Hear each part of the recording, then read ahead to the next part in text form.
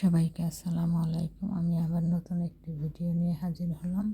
এটি হচ্ছে টমেটো, আলু আর ফুলকপি দিয়ে নিরামিষ রান্না। রসুন আর পেঁয়াজ আমি ভালো মতো ভেজে এতে আমি গুঁড়ো মশলা দিয়ে দিই। 3 আইটেমের গুঁড়ো মশলা, খুবই অল্প সামান্য মশলায় সামান্য তেলে আমি এটি রান্না করি। এই তো এবার সব মশলা কষিয়ে আমি ফুলকপি দিয়ে দেবো। ফুলকপিটা একটু হালকা সিদ্ধ হলে, এখানকার ফুলকপিগুলো অনেক শক্ত থাকে, সিদ্ধ হতে চায় না। এই জন্য আমি ফুলকপিটা আজকে নরম করব বলে আজকে ফুলকপিটা আমি আগে সিদ্ধ করে নিলাম।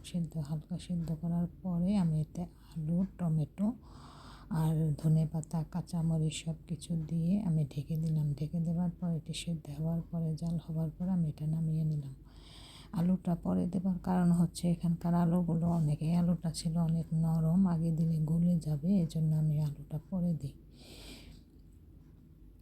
তারপর এটি রান্না করার পরে এটি গরম ভাত, রুটি দিয়ে খেতে অনেক মজা লাগে।